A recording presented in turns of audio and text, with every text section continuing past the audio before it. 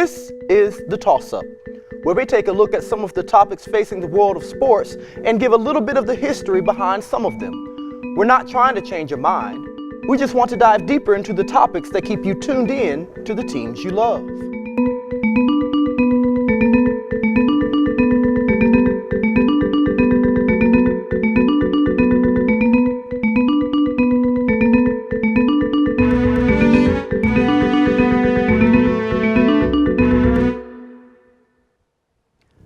Athletics represents one of the many parts of our culture that unites us as Americans.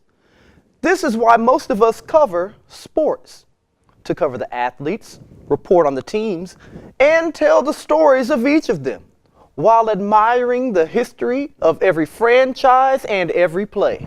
We forget sometimes that with each venture onto the playing field, there is a price to be paid, and some of those athletes pay that price with their health and their life. In the past few years, the concern over protecting athletes has grown with a focus on how certain leagues, either professional, college, or youth, have been taking action to protect those players. According to a report from March of this year, 94 players in the National Football League donated their brains to scientific research when they died, and 90 of those players were diagnosed with chronic traumatic encephalopathy, also known as CTE. CTE can only be diagnosed when someone has died. But taking into account that someone can get CTE from receiving multiple blows to the head and concussions, there is an easy connection in the NFL when you have guys running into each other at 15 to 20 miles per hour. This problem has made an impact all the way down to the ranks in youth leagues.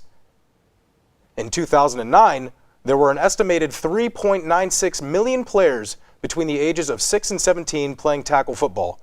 By 2015, the number had dropped to 3.21 million.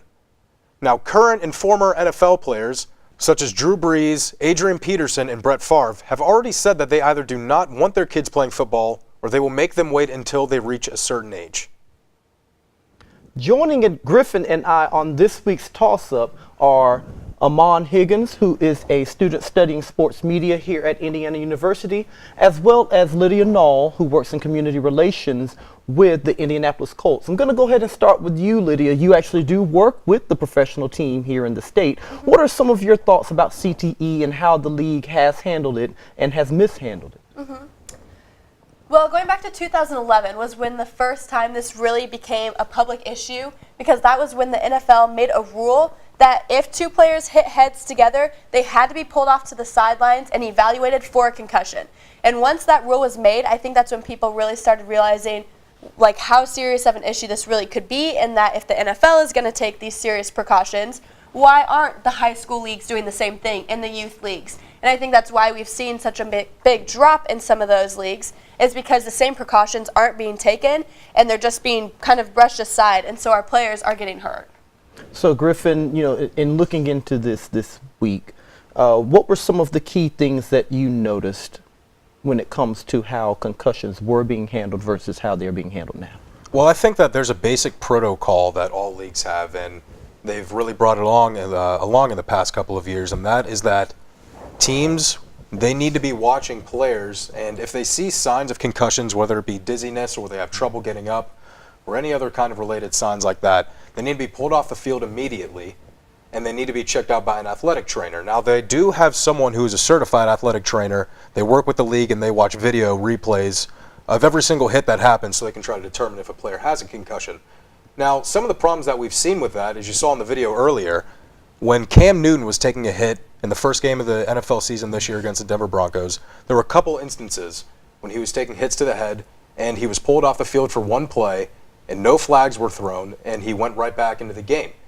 Some people think that might be because he's a bigger name and he's not treated the same way as other players, but in any case, when you see a player that has those kinds of signs, they need to be pulled out of the game immediately. And I think that the NFL and the NCAA and even high school sometimes, they're failing to live up to their own protocol because there's too many players who are getting away playing looking like they might have concussions.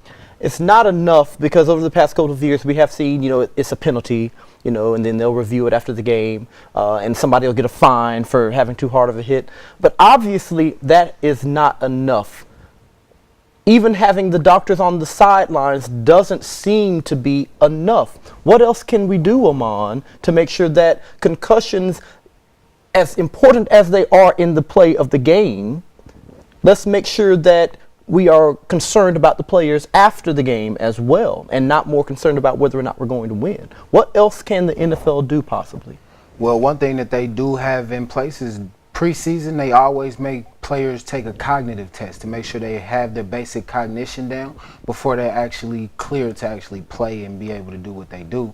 But something else I feel would be beneficial is for them to, I guess, have after game protocol. They force people to talk to the media after games. Why not at least have these players that are taking these big hits? And even if you don't make every player, the players that are taking the big hits, the running backs, the quarterbacks, the linebackers, the people who are actually having the most trauma, well, they could eventually be most susceptible to head trauma. So I'm saying basically give them give an extra protocol, maybe an extra job for somebody who's been in this position before, since they always look to help these players before they end up retiring or overall, sadly, passing away from these head trauma incidents, like such as CTE, which you can't see until they have passed. So just give these players a little bit more precaution, and instead of forcing them to talk to the media after every game, force them to make sure they're okay after every game. Yeah, no, I like that, because not only I think after the game they need to have some kind of protocol where they check the players, but even when a player goes through the retirement process, I think that they need to have some kind of test where they can go through and figure out what kind of problems they might have, figure out what's going on in their head, because there's, like you said, you can't find CTE until the player is dead and you diagnose it in their brain and you go through all of that. I feel like they need to have something like that after the players retire. One additional thing that needs to be taken care of that has, increased over the past couple of years is technique. For those of you who don't know the history of the NCAA, it pretty much exists because players were literally dying on the football field because of the violence of the game. And then you get to the point now where they may not be dying on the field, but there's still something else that's going on. Well, like I say, one of the things you address that with, as we've talked about, the protocol before and after the game, but simply changing the techniques. As we are learning through the NFL 90 program, they're actually doing that with the youth leagues. Teaching them, hey, you wrap up, don't lead with the head. Is that going to be effective enough that we will see within the next couple of years some changes in, concussions and the number of them in sports, Lydia, do you think? I don't think it is. I personally don't think that's going to be enough from stopping a rowdy high school boy from still getting in there and just nailing the guy head first. Like, I think that comes more instinctively than it does technically. I think we look back over the entire history of football to the very beginning when they didn't wear helmets or when they had simple padding around their head, and that was when we had the least amount of concussions, because believe it or not, they knew they had to protect their head, and that was the way to do it, was to not hit with your head, because they knew that's going to hurt now as well as hurt later. With these hard helmets and the new technology that they're trying to implement that is supposed to tell us how hard of a hit and how much impact the head took, I think players get too comfortable and they think they can hit as hard as they want because they have this protection on the outside, and someone else is going to tell them later on, if it's a concussion or if not. But if they're going in there bare with nothing on their head or a very thin pad on their head, you're not going to hit the guy next to you head on as hard as you would with a hard helmet. And I think that's the way we need to start going, is back into the very beginnings of football when they were playing like that and not using so much protection. I think one of the that's a very, very good point that you have made. I'm with you all the way. And yes, when you don't have something on your head, it's the same thing a lot of times when people are driving down the highway. They've got this seat belt, but I don't need it because the car is going to protect me. No, we have put these things in place, So as important as the equipment, all the padding and the helmet is, do you agree, Amon, that the helmet probably is doing a disservice as far as technique is concerned? I would definitely agree, because like she said, when you have this special helmet on your head or this special piece of equipment that is basically protection, these things are like 3 inches thick with plenty of padding on the inside of them. You have a whole face mask. You're pretty much, all you're worried about is making the play. When you feel like you have the protection, like you said, if somebody's in the car, they don't put the seatbelt on. You hit another car, you never know what's going to happen. And these players are going as fast as a car riding down the street. So going head on collision and would definitely cause big problems and cause a terrible impact. And I feel like maybe not soft padded headwear, but a different solution. Honestly, I don't have one, but I wouldn't go all the way with the 1970s or 1960s look. I will say this much, though. When you look at, rugby is the precursor to football. And, save this past weekend when we had a few head injuries on the pitch this past weekend in the Indiana-Wisconsin game, you don't get too many head injuries in that game. One is because of technique, and two is because they don't have anything on the head anyway. So their priority is, I'm not going to go in there with my head. In fact, one of the things that we first learned was when you take the ball into contact, you give a little bit of pop, you go down and you protect. You cover this up, because you don't want to get hit from the back. You don't want to get hit from the top and the side on the head. Your back can probably handle it. Your sides, can probably handle it. Your neck, spine, and your head probably can't handle all of that. I do believe that I will agree that, the equipment does a disservice, but I also believe that when you teach the proper way to tackle, two things happen. One, you lower the chance of injury, and two, you might actually make the tackle. Yeah, and just echoing what Lydia said, I think that it's definitely a good start that the youth leagues, they're starting to teach the players how to tackle correctly. I think that's the exact way they need to go, but I also don't think, it's not going to last. Just like you said, it's instinctive. You can't just, if you're on a field like that, you can't just be like, oh, I have to break down, I have to lower my shoulders and tackle him right there. You just think I got to make the tackle and I got to make the play. So it's a good start. I'm not really sure where it's going to end up, though. Do we see football ever getting to the point where they don't use helmets? Is that something that could help?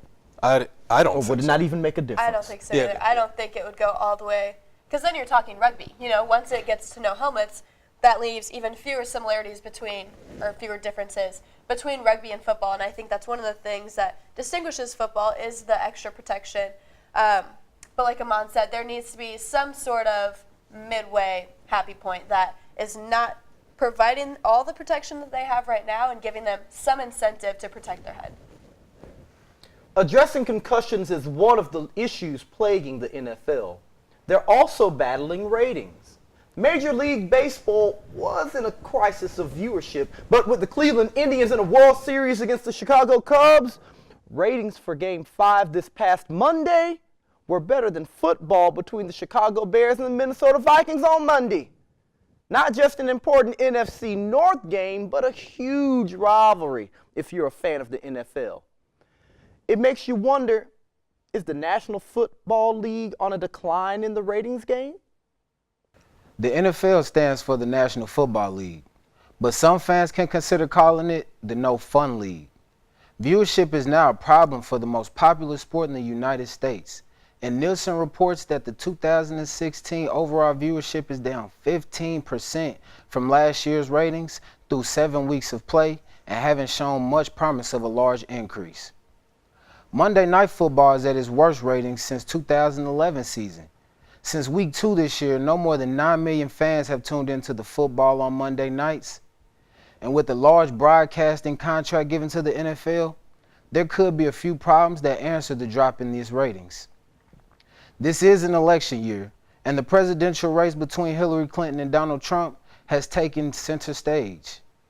Inside the NFL, quarterback Colin Kaepernick's protest has affected the viewership as well.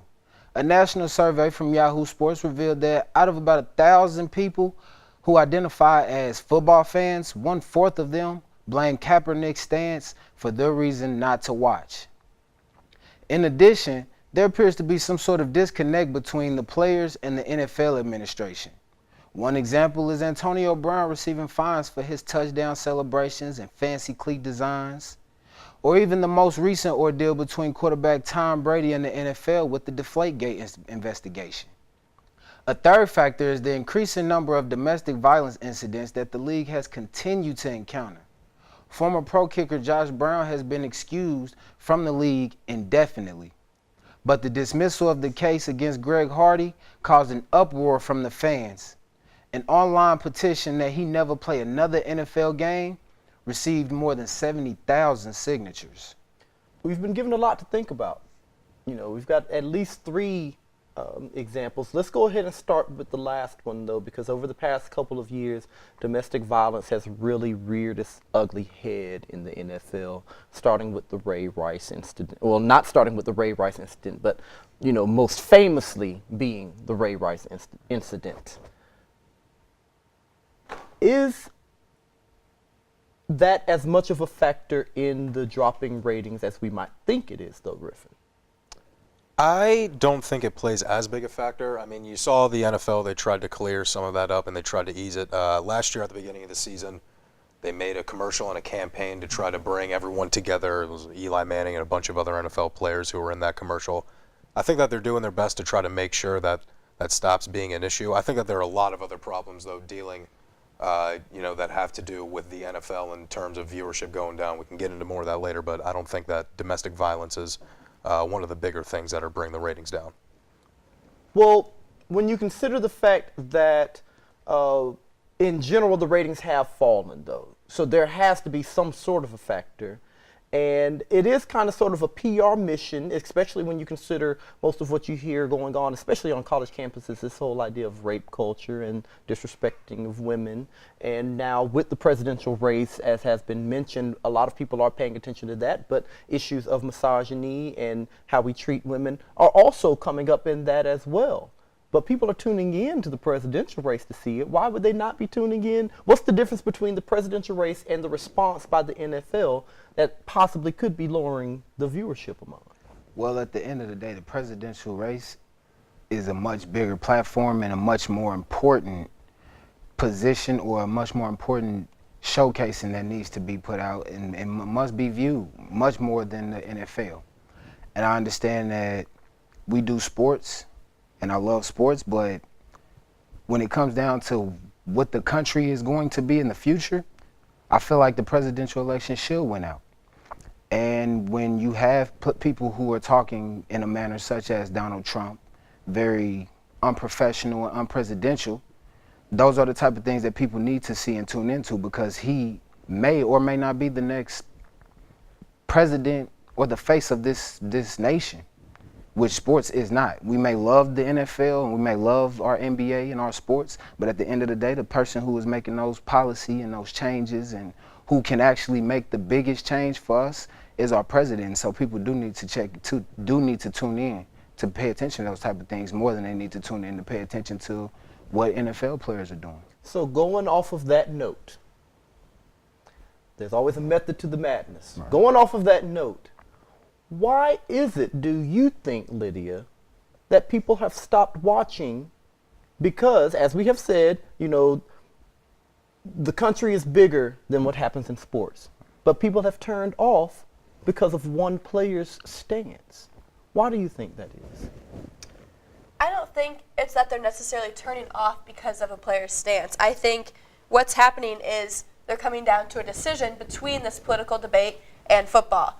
Take, for example, Thursday nights. You have Thursday night football games and the political debate. When people are given this decision between one or the other, they're going with the political debate because as of right now, it is getting hot, it's getting intense. We're closing in on election day and they need to be educated, like you said, to vote properly on what they believe. It's creating more turmoil than what a Thursday night football game might be, because you can watch football on Sunday night and on Monday night. And they're having these other options, and that's really drawing away from the nights that I guess are in conflict with some of the political debates and things like that that are going to showcase Hillary Clinton and Donald Trump. Could it simply just be that people are interested in something else? I mean, now you have soccer is growing. Atlanta's starting a team in a couple of years. You have professional lacrosse.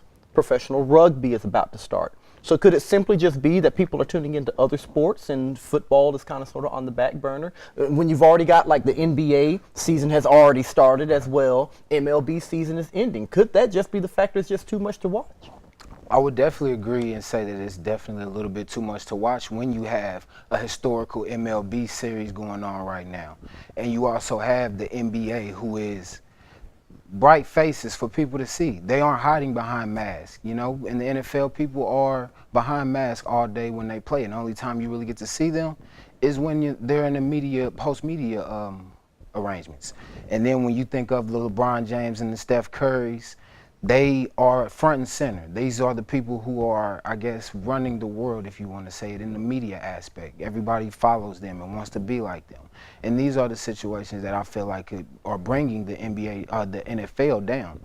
The NBA is up about 5 percentile in their viewership from last year, which they averaged about 1.5 million viewers on TNT and ESPN every game. And they're up to about almost 2 million now this season. And I mean, that's still a very small percentage compared to the NFL, but if you continuously rise, small numbers do eventually get bigger. For me, it's just kind of, I think people might be getting bored of the NFL a little bit. That's what I think, because it just seems like the NFL is trying to shove football down our throats at this point. You know, we got Thursday night football, Sundays all day. You got Monday night football. You got the NFL flying teams over to England every single week.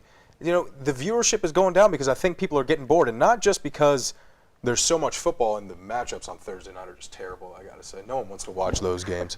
But I think that it's also, the NFL is kind of slowing down its game. Going back to when we were talking about concussions earlier, and, you know, the NFL is starting to throw more penalties, and they're starting to really vamp up, you know, trying to check out head-to-head hits. In 2013, there were 3,600 penalties thrown. In 2014, there were 4,200 penalties thrown. In 2015, 4,300 penalties thrown. We have 9 weeks left in the regular season, and it's at about just over 2,000 penalties thrown. So the game is starting to slow down a little bit too. So while I do think that the NBA is starting to get more fans and the NHL, and they have a bigger fan base, I just really think that people are just starting to get bored of the NFL. That is a very important stat that you bring up, because a lot of people say, well, I don't watch baseball because baseball takes too long. The average baseball game is about 2.5 hours. The average football game, 3:30. At least an hour longer than the average baseball game. So maybe people are starting to just get bored of America's favorite sport. I mean, at the same time, you can also count in the fact that you have football on basically 7 days a week. Well, right. With college in it as well. And college, and high school is now on television. Middle schools. How about I They haven't don't made go it on that TV. far. I haven't made it that far. They do yeah. play, because I remember our middle school, we played on Tuesday. So, Right. you know, Tuesday or Wednesday, you've got a middle school game. Then sometimes the high school's playing on Thursday, or the pro team's playing on Thursday. Then definitely high school's on Friday. Then Saturday. Then Sunday. And I it's guess all Monday. over. Yeah, it's all Monday night football. And It's it's all not over only again. you have all of these teams and all these nights, but they're also providing it on every device imaginable. You have it live streaming on your Twitter. You can have it in the ESPN app, automatically sending you notifications. You can sit down and watch it on your TV. I think people not only aren't sitting down to watch a full game because they're getting all of the notifications and all of the information that they need through other ways and through other outlets. And fantasy. And fantasy. Fantasy football is a good point, because it seems like there's a lot of young people playing, and you know, instead of like having to watch games, then they can just check the box scores on their phone if they're on the fantasy football apps. You got the apps coming to you. Why tune in? So social media could probably be to blame as well. Maybe. Well, thank you for watching this week. You can always throw a suggestion our way, or any questions that you might have about sports, by going to our Facebook page at IUSTV Sports, or interacting with Twitter at IUSTV Sports. Toss it up. Find out if we'll catch it. Until next Sunday, be proud and cheer loud.